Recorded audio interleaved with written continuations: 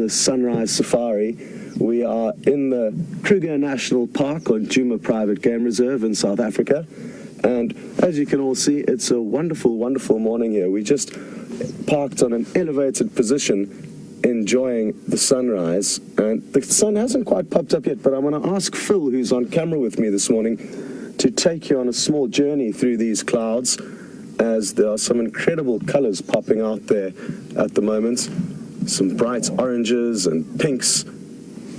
So enjoy the clouds, and while you enjoy the journey across the eastern horizon, I'm going to let you know a little bit about the plans for this morning. There's reportedly a giraffe drinking at the Vuyatela Dam, so we are going to make our way there and see if we can see it. And for those of you who are regular viewers, you would have noticed that the highlights reel was substituted for the Djuma waterhole cam this morning because of the great sighting of a giraffe there. So thanks to the Zoomy for filming that giraffe so well. And I heard there were some beautiful reflections earlier on, so I hope you all got to see that. James and Andrew are out on Wendy, the other vehicle, and they have headed into the last general area of Shadow, a female leopard, and her cub, Sindile. He's 8 months old now and has been providing us with some great sightings. So that's where James is. I hope he's going to get lucky. Myself and Phil will head to the Vuyatela waterhole now to see if we can find that giraffe, and from there we're going to head towards our northern boundary, where a game vehicle saw Mvula, one of the dominant male leopards, last night. If we listen carefully now,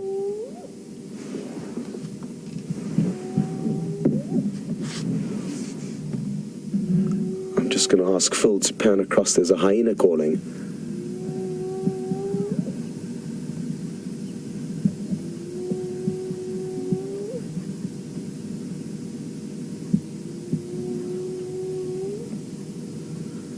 And you can possibly faintly call the whooping howl of a hyena.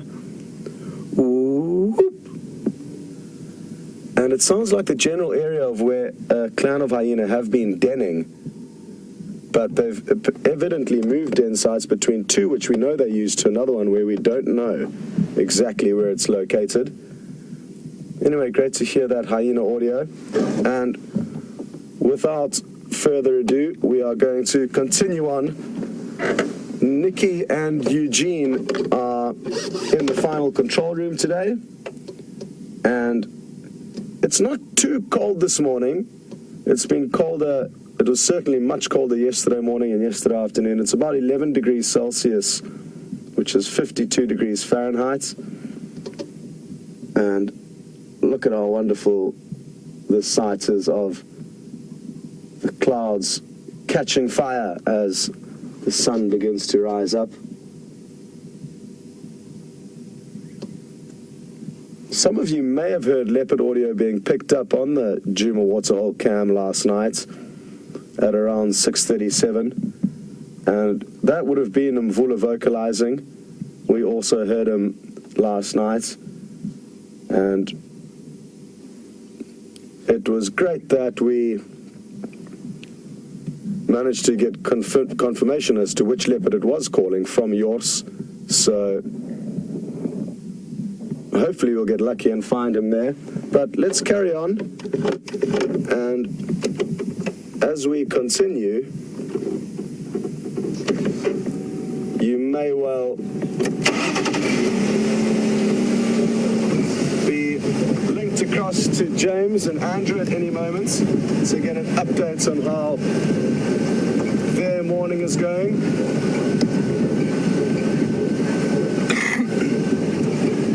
But it'll be nice to give them a little bit of time to snoop around, allow James to jump off the vehicle, check for tracks. It's a tricky business finding leopard, and often when you are live, you battle to focus on the task at hand, so we'll give them a bit more time in that area before we link across to them. But hopefully by the time we do go across them, you'll have some great news for all of us. But But with technology these days and some very clever people on our team, we managed to get you this picture live. So it's really exciting stuff. We don't know what's going to happen this morning. We don't know where the animals are, and you, along with us, are going to try and piece together this puzzle as to what would have happened under the cover of darkness. And as we go along trying to piece this puzzle together, it'd be wonderful if you could send through questions or comments or observations. And it's really easy to do that. All you have to do is hashtag SafariLive on Twitter, or send an email through to questions@wildearth.tv.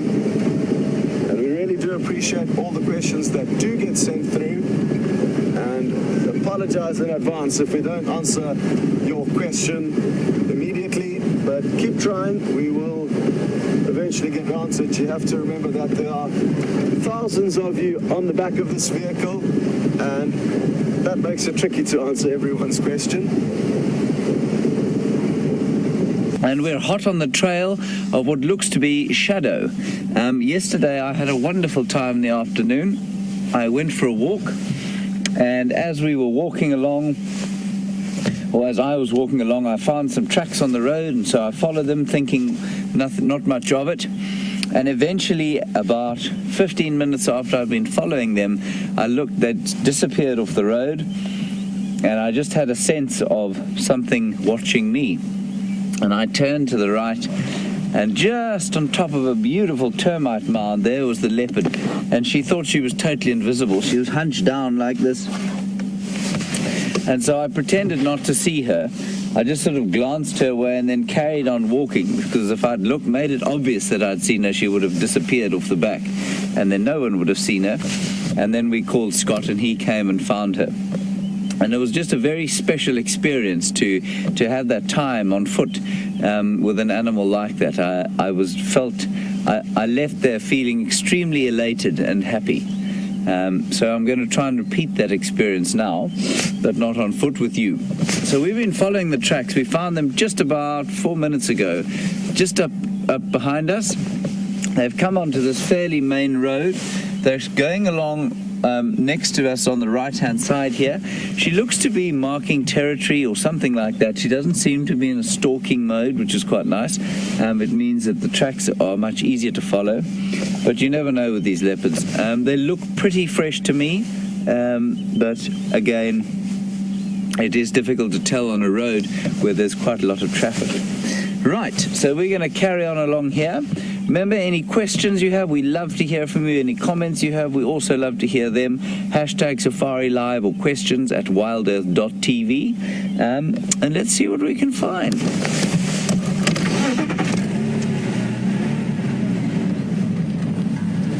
So only tracks of the mother going down the road here. No tracks of Sindile, as he has been dubbed. And as I say that, oh, there she is, she's on the right, on the left. And you just have a quick look there, if you don't mind. Yeah. Looks to be her. And we thought we heard an impala alarm calling in this area. So chances are she's around. It's a little bit difficult because there are tracks going up and down. But I think the ones going this way are fresher than the ones going the other way. So continue we shall. And with any luck we'll find her resting in the boughs of a smooth marula tree. Now is carrying along the road, and we too shall follow. I wonder where it will take us. I'm hoping that we're going to be able to spend some time with it. It's a great example, just watching it now, that they are animals of endurance. They cover huge distances in short spaces of time as they gently trot through the bush effortlessly. And what does it know? What can it smell? Is it just excited to get home? Does it know of some action somewhere? Hard to tell, because they do often move in this slow canter-like motion. It does appear to have its nose very close to the ground though, so maybe it can smell something interesting. A kill at a hyena. It's hard to say. let's watch and see what it does here. Absolutely awesome. Its nose to the ground, following the scent trail of who knows what. They often follow the scents and trails of leopard in the knowledge that when they finally find the leopard, it may have a kill or some meat that they can try and steal. And I'm loving this. We so often only see the hyena when they are at their den sites, but seldom get to follow them and see them going about their daily business when not at the den sites. And there's no time to delay. As you can see, he is hot on the trail of something. I think it's a male, just judging by its size. Sadly, though, the area it's now headed down into is going to be very difficult for us to follow him because it's a thick riverbed. What I'm going to do here is see if I can find any tracks, possibly a leopard, just to get an idea of what it could be smelling or what scent it could be following. But I can't see any evidence of a leopard heading down here. That's not to say that there isn't, though. Even though it's going to be tricky to follow the hyena here, I'm going to have one little attempt to see if we can get another glimpse of it.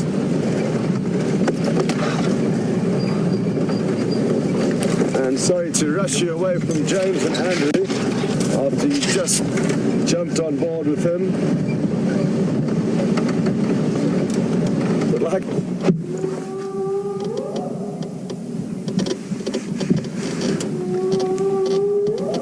Awesome.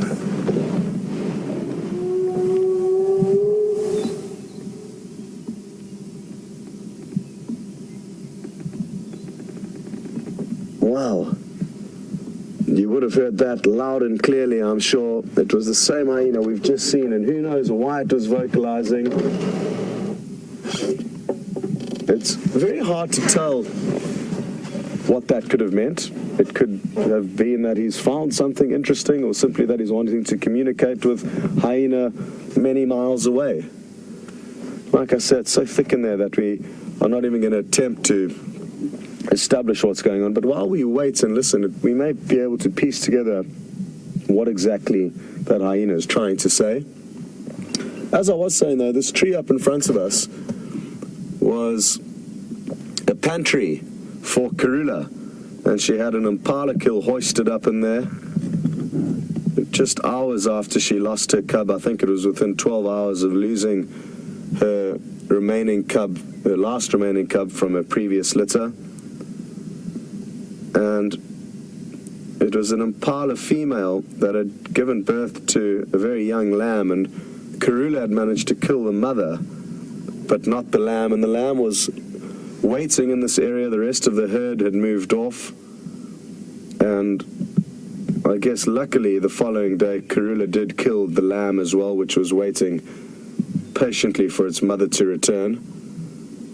And I guess Karula essentially put that lamb out of a slow and painful death by killing it the following day. But interesting stuff has happened all around us and will continue to happen. And aren't we also lucky to be building such great memories of the animals that traverse Djuma and Arathusa? And I'm looking forward to many more exciting memories over the coming months. That hyena audio was awesome.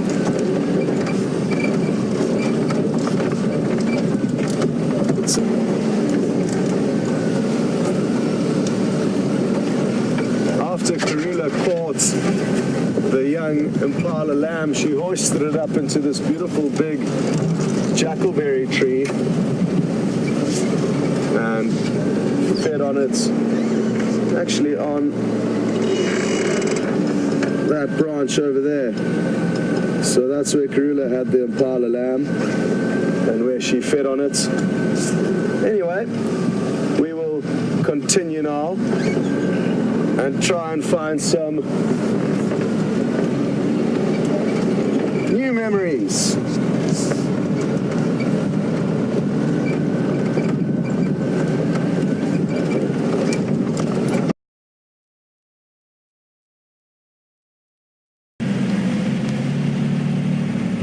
There's an impala.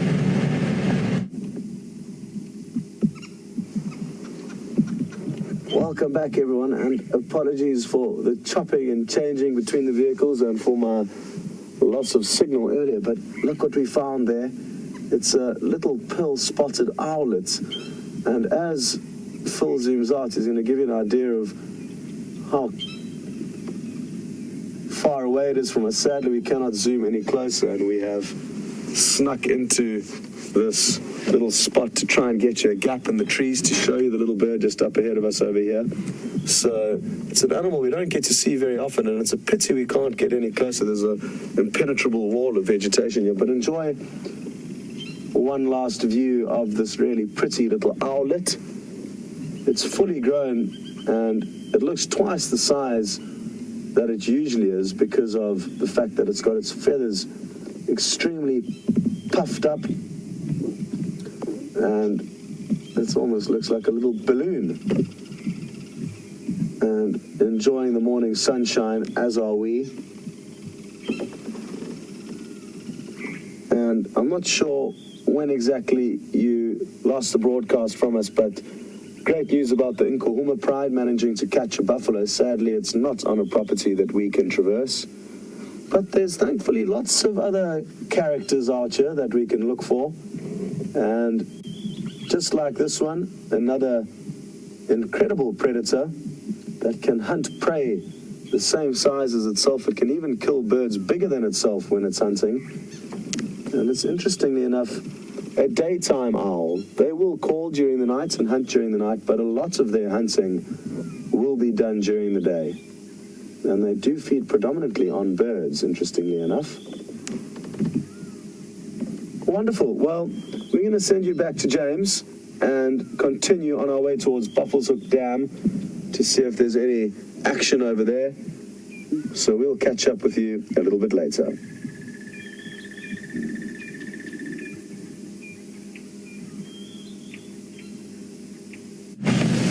Right, you are back with us. Welcome. Nothing to report as yet. But what we are going to do, I think she's crossed onto Aratuza, which... sorry, Andrew. Okay. As one of you very kindly pointed out to me one day, it means let us help in Pedi, North Sutu. And I'm going to hope that Aratuza uses its name and helps me and us find Shadow and her cub.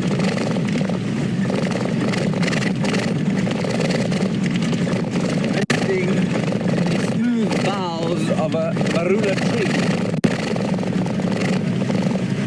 But from that and fuller, it bathes the night in a very kind of milky blue glow that makes it very difficult for the predators who like to hunt at night to catch anything.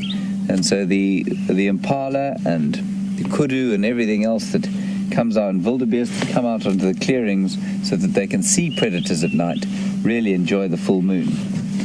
The other animal that really enjoys the full moon, of course, is the wild dog, because it means they can hunt at night. There's a little white-browed scrub robin calling off to the left. It's always a good way to warm up your mouth on a chilly morning, to say white-browed scrub robin again and again.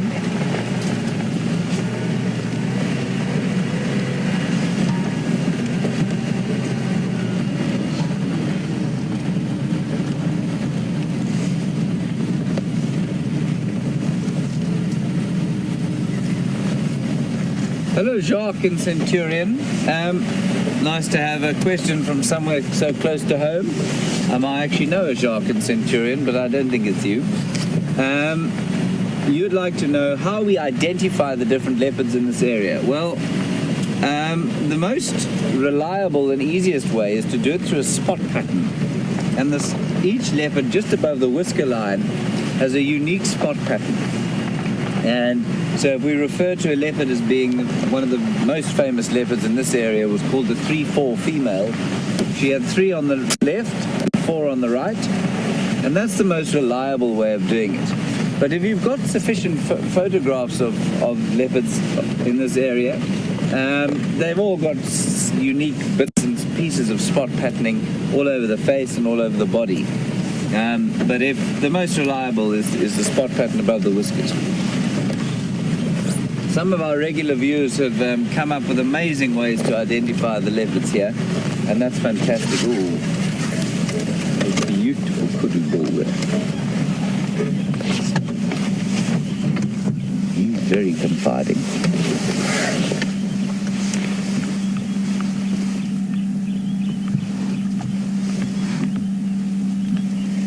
Now, I can't see what he's eating, but he looks like he's grazing. I suspect quite strongly, however, that he's eating little forbs, which are herbaceous plants that aren't grass, down on the ground there.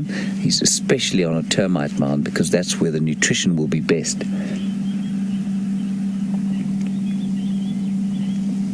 Isn't he magnificent? Oh, that's beautiful.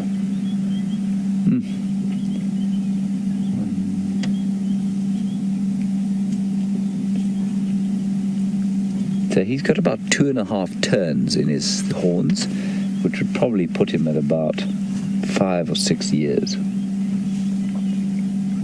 And you can see how shaggy his coat has got as the winter has progressed.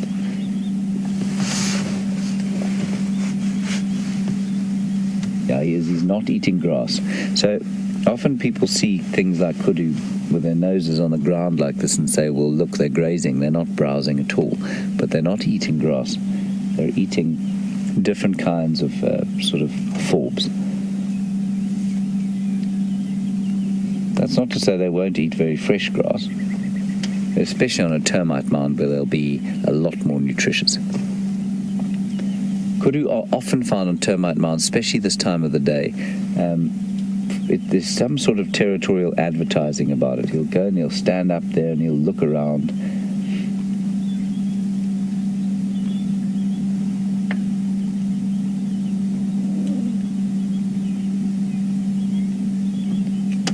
All around the sort of dawn chorus is finished and we've moved into the sort of morning song time.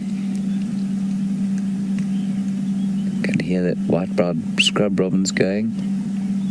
I don't know if you can hear the bearded woodpecker going. It's a territorial tapping. He's not looking for food. A couple of hornbills in the background. And the most peaceful sound of this time of the day is the chin spot batis, which goes.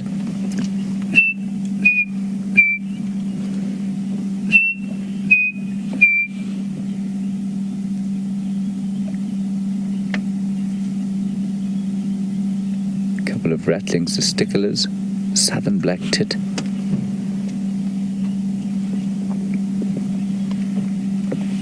I hope you can hear some of that. It's just wonderful sound.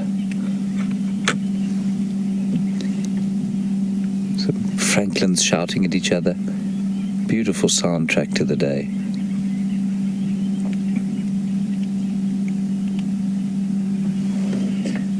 Now you can see this kudu he's not only eating up there, he's advertising. I'm just going to try and see what bush he's eating there with my powerful binoculars. I think these were last used by Field Marshal Erwin Rommel at the Battle of Tobruk. They are so old.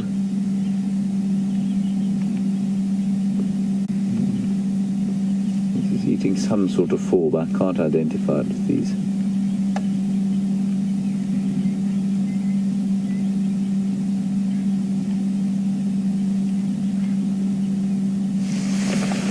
Yeah, that's him advertising.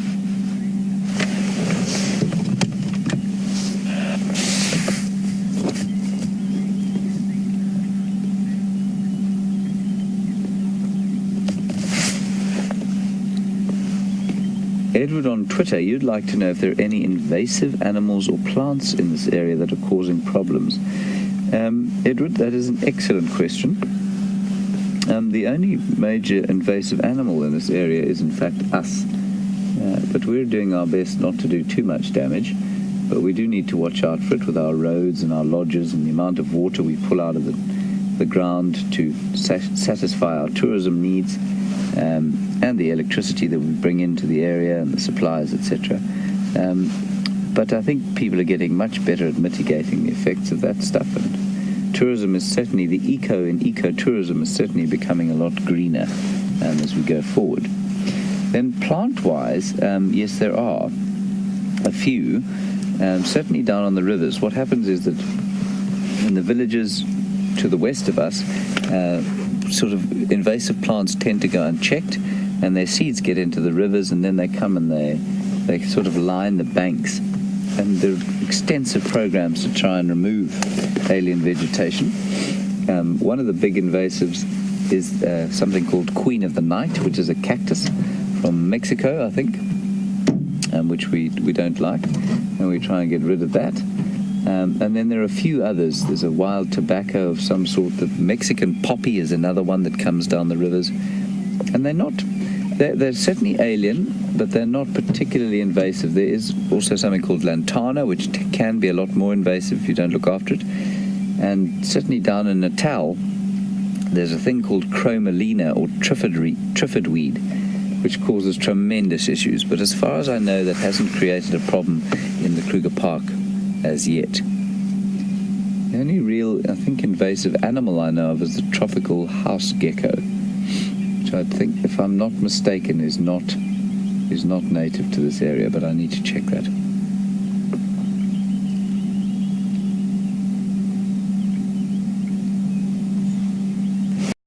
Me, looking straight into my eyes.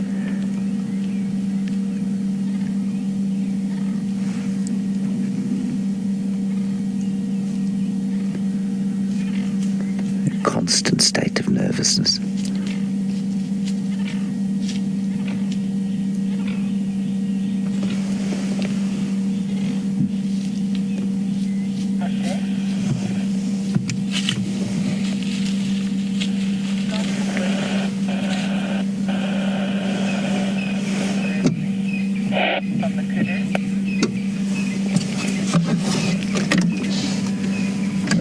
Beautiful.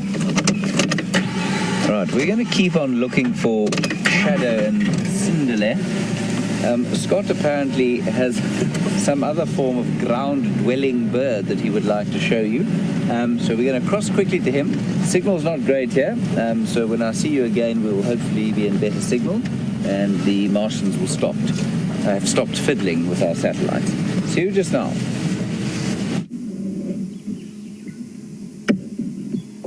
Welcome back, everyone.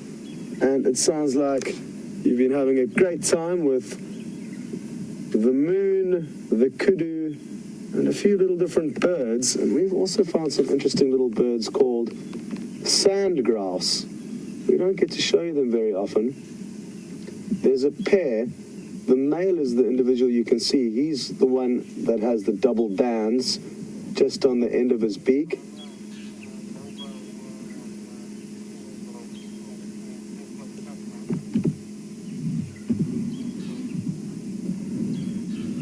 And the female is somewhere around. She lacks the markings on the head. And down the same road that sandgrouse is heading, a female leopard walked last night. We've got tracks of her passing underneath our vehicle where we position now, heading down the same track of the sandgrouse. And awesome, I've just spotted a bird that we've heard calling a little bit earlier. Phil, it's at about 10 o'clock. Just making its way through the grass at the base of those trees. If you just zoom in at about 10 o'clock, you'll pick her up. I see her. Oh, well done. And we heard it calling a little bit earlier. I hope it calls again. It was a very loud call.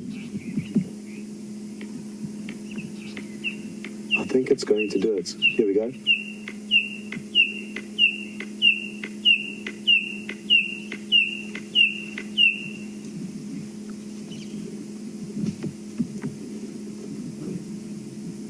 And that is a red-crested koorhaan,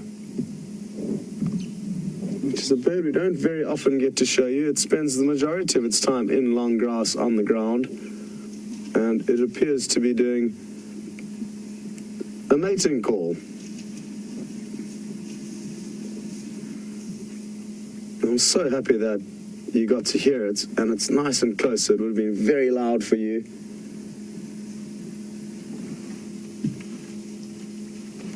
And because it's difficult for you to see it clearly, although Phil is doing a great job there, I will get a picture ready in the bush.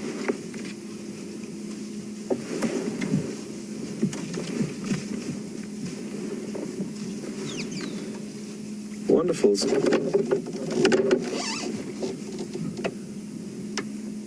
And the toe marks of the leopard. Here's the pad. There are more over here.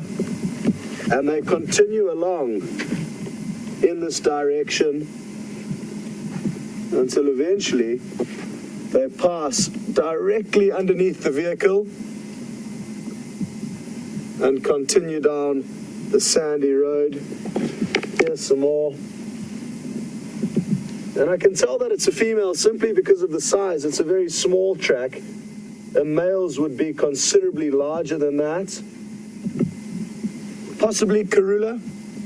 Karula has been spending a lot of time in this area.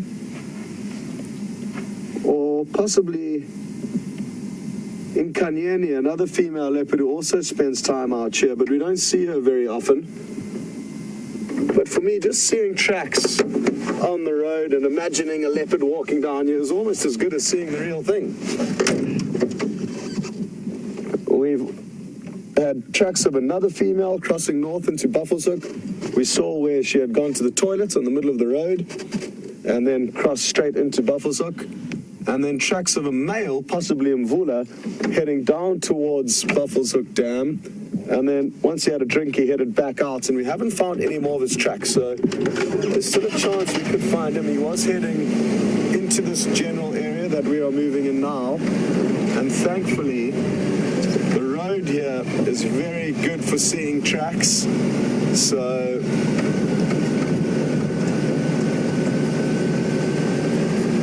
we should be able to find out what he has done, provided he did cross the road.